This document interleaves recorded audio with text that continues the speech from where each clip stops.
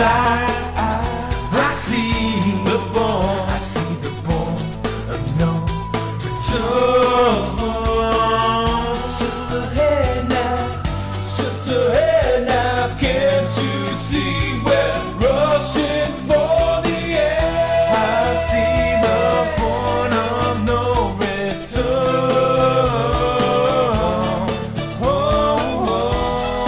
Now see the point of no return. It's just ahead. Well, good evening. It's Wednesday, October 23rd, 2013, and I am Gary Hendershot, and like an old hound dog, I am barking at the moon, as if anybody was really listening. Well, I guess, the big news of the past week has got to be that the rollout of the Obamacare website seems to have encountered, shall we say, some bugs. Folks who tried to sign up indicated they were thrown into never-ending loops and never could figure out where they were going or how to navigate this thing. Bottom line is, apparently, the computer program that was intended to make it simple for Americans to comply with the law that states you will either buy a health insurance plan that meets the federally imposed standards or pay a huge fine for your non-compliance. The website that was just supposed to make it so easy for people to participate in what is being touted as the Affordable Care Act has more lines of code in it than Windows XP by a factor of about 50, but that's okay. Bottom line is, it didn't work. There's a lot of egg on the faces of a lot of the people in this organizational chart.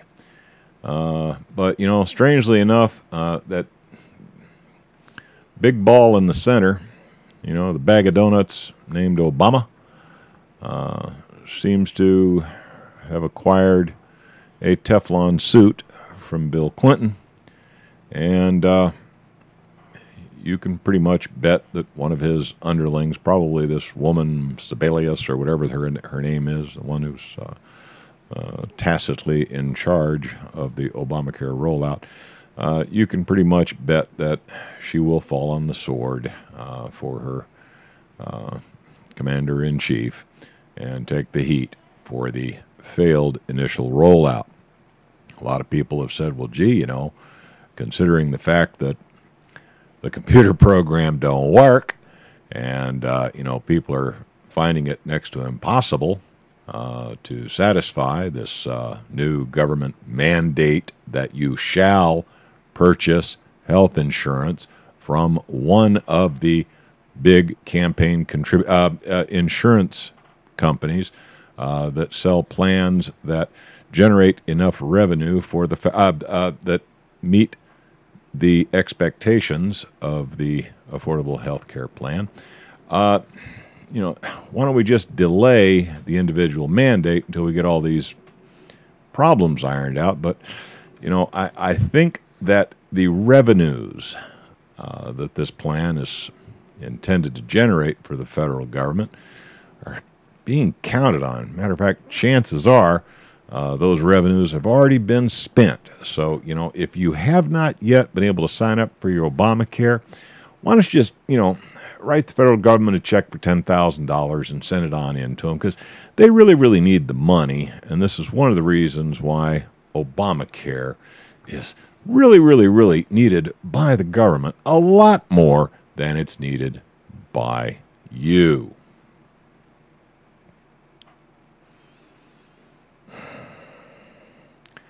Yeah.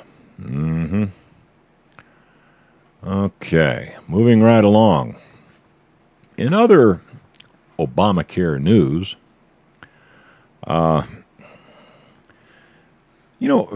for years, there have been nonprofit hospitals out there who, as part of their mandate, took it upon themselves to provide low-cost and, in many cases, no-cost health care to those unfortunates in American society who not only did not have health care coverage, but could not afford to pay for such health care themselves. Consider them charitable hospitals, hospitals that are set up for not for profit. Well, problem is, such a hospital would be something of a threat to a good old-fashioned style hospital that expects to turn a good profit. So, hidden well within the 3,000 pages of Obamacare legislation that nobody was really allowed to read before it was voted in and enacted. Was it Pelosi that said, well, gee, we're just going to have to pass this bill so we can all get a chance to sit down and read it, see what's in it. Well, buried within that tome, there is a new Internal Revenue Code provision. Let's see here. It requires tax-exempt hospitals to do a community needs survey and file additional paperwork with the IRS every 3 years. This is to prove that the charitable hospital is still needed in that geographical area, needed as defined by Obamacare and overseen by IRS bureaucrats. Yeah, failure to comply or to prove this continuing need could result in the loss of the hospital's tax-exempt status. The hospital would then become a for-profit venture paying income tax, hence the positive revenue score for the federal government. Obamacare advocates turned over every rock to find as much tax money as possible. This from an article written by a fellow by the name of Patrick Howley of the dailycaller.com. And frankly, that article was out back on 8/8. I'm kind of surprised I missed it because it's a very, very interesting article. Healthcare experts warn that the Obamacare's new requirements make it almost impossible for charitable hospitals to navigate treacherous new waters. Nonprofit hospitals should be advised that the new requirements will play a significant role in how they operate and report, specifically when it comes to billing and collections for services provided to the uninsured. Doesn't that give you a warm and fuzzy? Now, if any of you really thought that Obamacare had anything at all to do with affordability and or health care,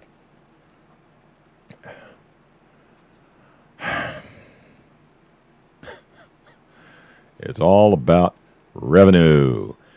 And you are either a source of revenue or you're just a useless eater. Got a 6x9 in Guantanamo with your name on it. Now,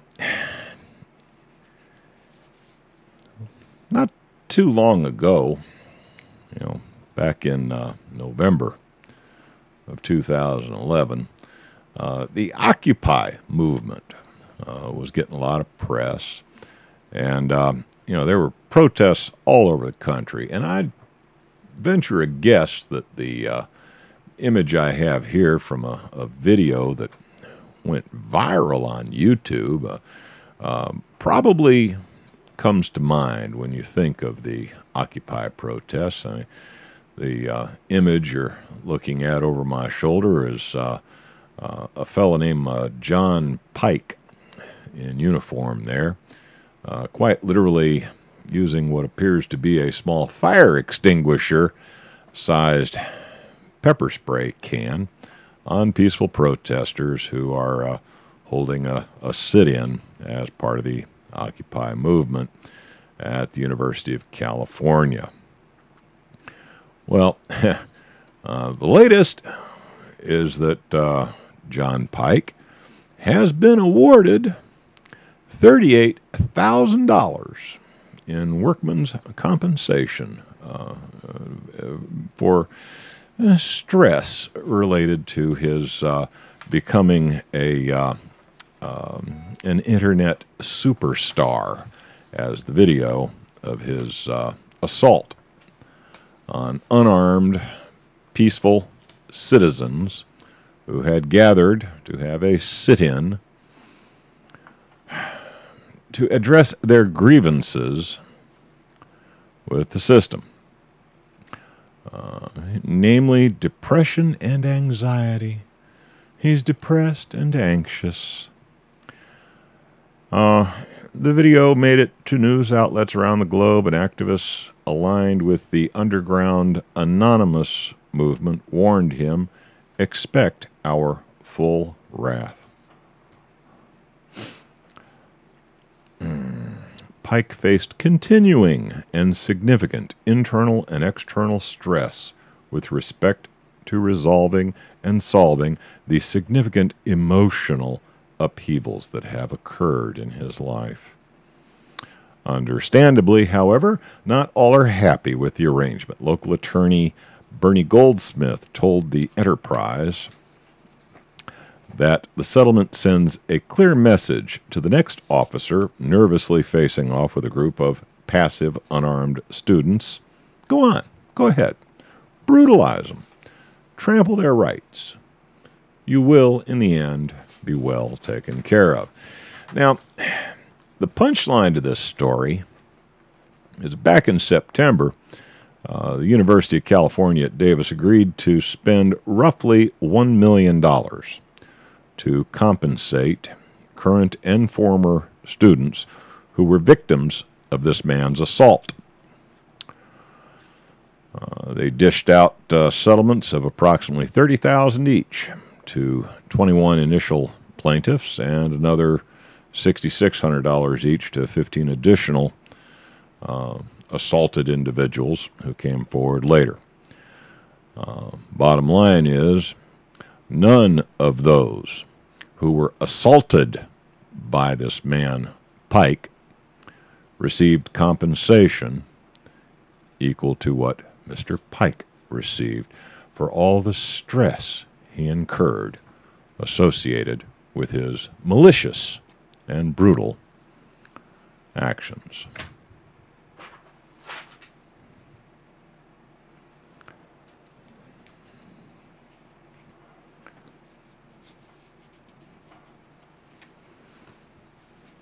Our ally, Germany. This is Ms. Merkel. Yes. She is the current leader of our ally, Germany. According to Der Spiegel, there is a report that the country's leader, Angela Merkel, has confronted U.S. President Barack Obama over the likely tapping of her communications, specifically her personal cell phone. According to the German-language newspaper Der Spiegel, on Wednesday, research undertaken by the same publication suggested that U.S. intelligence services may have bugged the Chancellor's cell phone.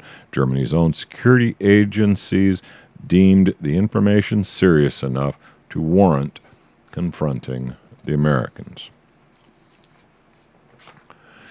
Germany's not the only one.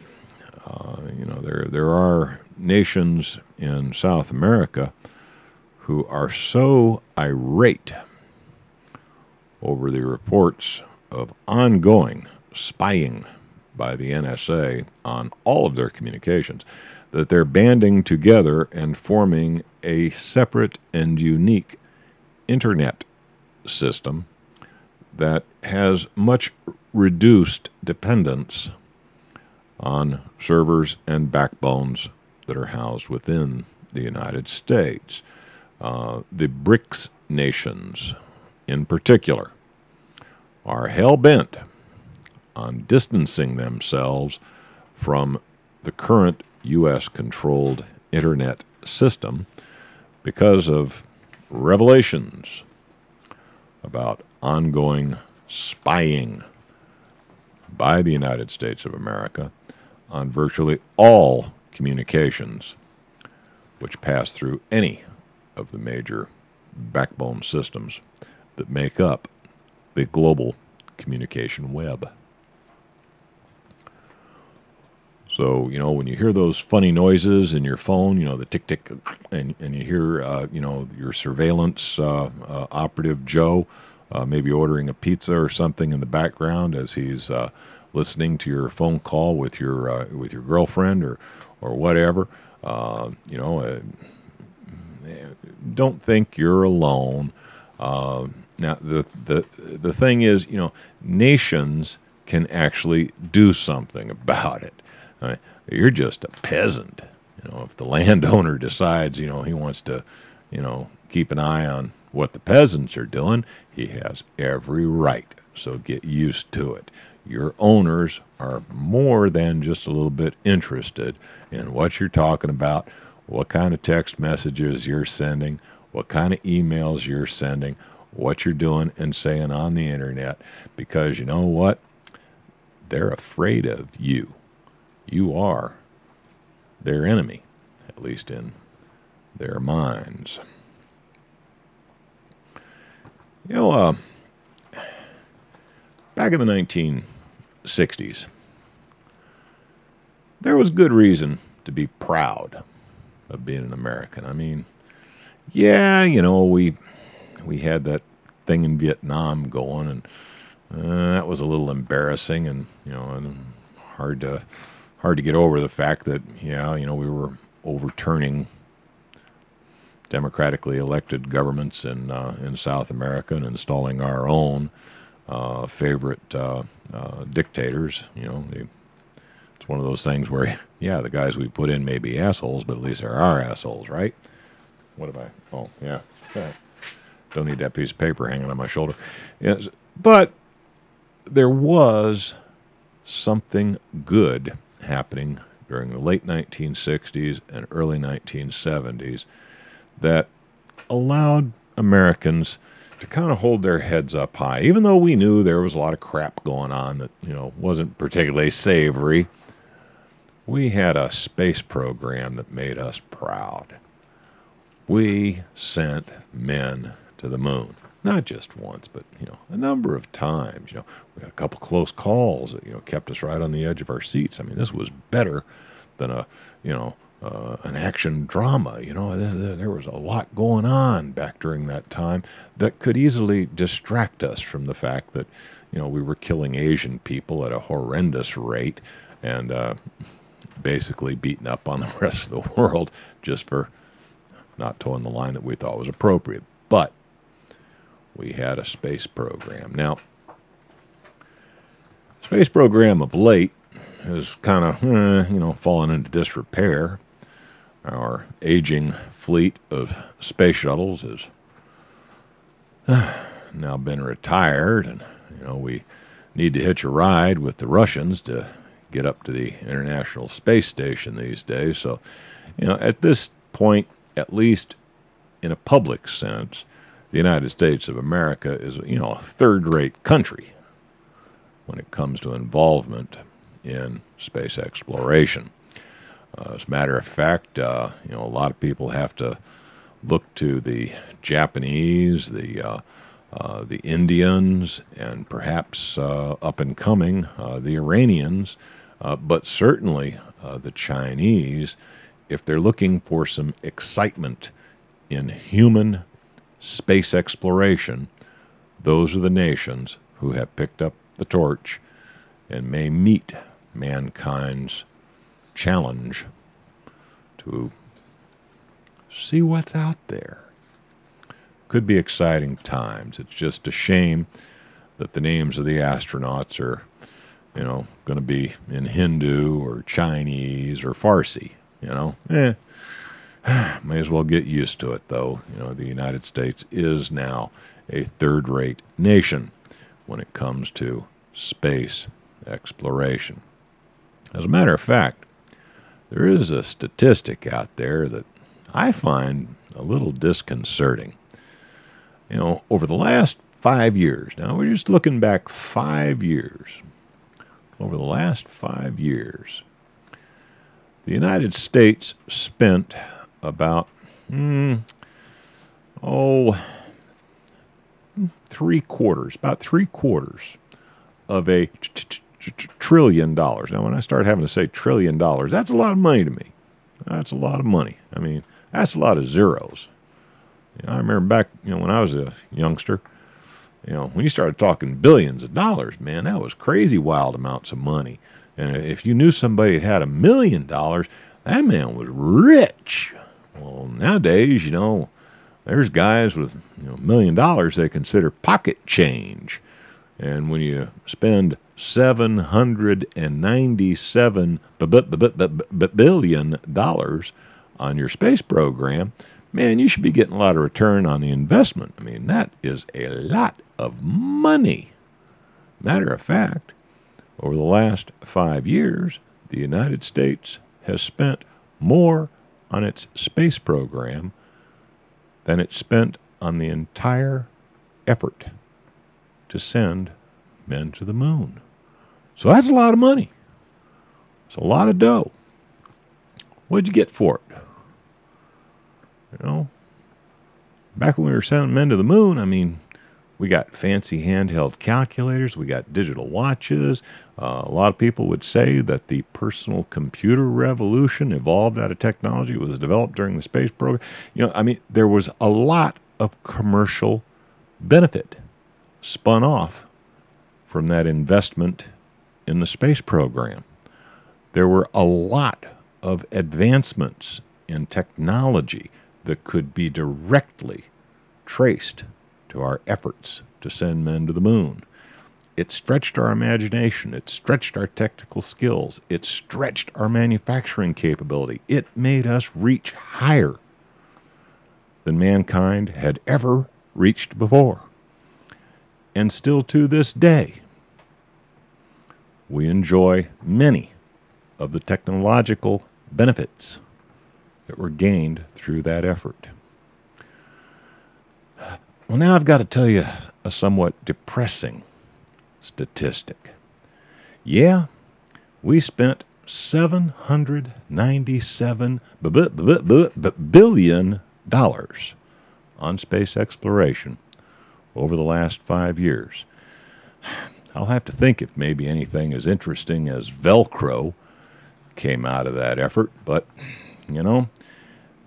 the statistic I've got to drop on you is that during that same 5-year period, we spent $3.7 trillion on various welfare programs. $797 billion on space exploration, $3.7 trillion on various welfare programs.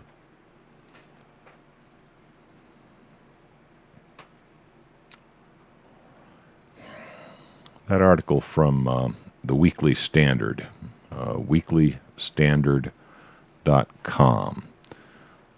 It's an article by a fellow named Daniel Halper. Pretty scary statistic. I mentioned that, putting men on the moon gave us all sorts of technological spinoffs, all kinds of neat stuff. hit the market because, the technology was there. It had been developed to help men reach out, reach further than they've ever reached before. And in the process of doing that, new gadgets were come up with to make the trip possible. And we got some neat stuff out of it. Velcro I mentioned, the digital watch, personal computer. So many technologies were spinoffs of that rapid period of technological advance that was required to get men to the moon. What has been the social payback of spending $3.7 trillion on various welfare programs? Now, I think I've mentioned this before, but I'm going to cover it again. Back in the late 60s, probably 69 through the very early part of the 70s, 72, 73, during that period, from about 69 to 73, I was a young fella, in my late teens, early 20s, I was just starting out. I was working 2 part-time jobs. I think total I was working, maybe 25, 30 hours a week, making the grandiose hourly wage of about $1.60 an hour. That's what the minimum wage was back in those days. But strangely enough, working 2 part-time jobs, 25, 30 hours a week, $1.60 an hour, somehow I managed to rent an apartment, make payments on a motorcycle, pay for my insurance, pretty much feed myself. Now, don't get me wrong, I'd sneak home to Mom every once in a while when she was cooking something I really liked. I got a little, help from my mom and dad. But generally, I paid my way through college, kept myself alive on what today would be considered, chicken feed. I almost said something I really shouldn't say on the Family Hour. I think if somebody was to try to do today what I did during that period of time, they'd, instead of that $1.60 an hour, they would have to be making, 20, 25, maybe $30 an hour, something like that. I say that just to illustrate how much that dollar in your pocket has depreciated just during my lifetime. The value of the currency you receive in exchange for the work that you perform is worth so much less today than it was when I was starting out, that these people who are making, $7, $8, $9 an hour, doing what we would consider minimum wage jobs, there is no way they can support themselves. They would need 20, 25, maybe $30 an hour as the minimum wage to be able to live basically the same way I did back in 1969, 70, 71, during that period in time. But, business says, well, we can't afford to raise the minimum wage to $25, $30 an hour. Don't you realize that would mean a $10 Big Mac? Yeah. You who go to McDonald's, you who take advantage of services provided by people who work for what today is considered the minimum wage, you are taking advantage for the fact that those people are horrendously undercompensated. And all of us, every taxpayer in the United States, has to pay a huge chunk of their tax dollar to provide government subsidies so that these people can survive. Because they can't do it on $7.58, $9 an hour. They cannot survive. They cannot pay rent. They cannot make payments on a motorcycle. They cannot pay for their insurance. They cannot pay for their college tuition.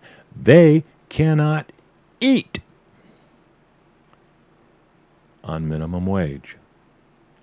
So you wonder why, in just 5 years, we've had to shell out $3.7 trillion in welfare. It's to subsidize that Big Mac. So instead of being $10, you can get your Happy Meal for $2.50 or whatever the heck it costs. It's been so long since I've been in a McDonald's, I don't even know. So when you complain about how much the government has to spend on all these darn social programs, and yeah, you got a right to beef, you got a right to complain, remember that it's going to subsidize all the services that we depend on that are provided by those very poorly paid individuals who have no political constituency. They don't make big fat contributions to the congressmen and the senators, but the businesses they work for do. And the businesses they work for like the idea that every one of you out there is subsidizing the price of that Big Mac. Think about it. Next time you're bitching and complaining about the welfare recipients, think about it.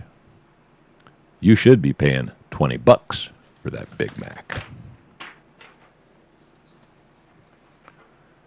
Well, I think I've probably been barking at the moon enough for one night.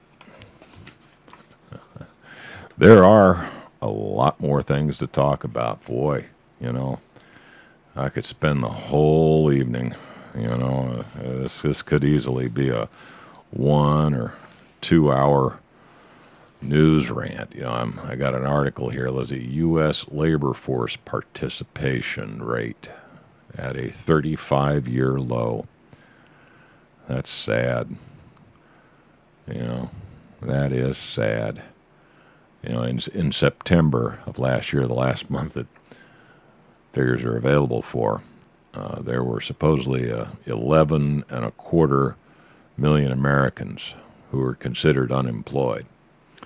Now, to be unemployed, that means you have to be taking unemployment compensation. You know, as soon as your unemployment compensation runs out, or you just flat get tired of trying to find a job and go off the rolls, well, you're no longer considered unemployed as far as the government is concerned. That's why, even though there are only 11.25 million Americans unemployed, there is a rather astounding 90,600,000 who are not in the labor force, who were in the labor force as recently as 2000. Think about that. Next time you're whining and complaining about why your tax money has to go to fund those lazy SOBs who ain't working. Well, you know, 90 million of them don't even want your money. They can't find work, but they don't want your damn unemployment. It looks like only about 1 in 10 of those who are probably entitled are taking advantage of unemployment compensation. Think about that as a statistic next time you decide to complain about social programs that you really shouldn't have to pay for. I mean, frankly, if the United States of America can afford to spend $1 trillion a year blowing up brown people and another $1 trillion a year, making a bunch of fat cats on Wall Street horrendously wealthy. I would say less than $1 trillion a year over the last 5 years for social programs that actually help the people of the United States is a very small price to pay. In any case, I'm Gary Hendershot. I'm done barking at the moon. Y'all have a good evening. We'll see you again next week. Good night, all.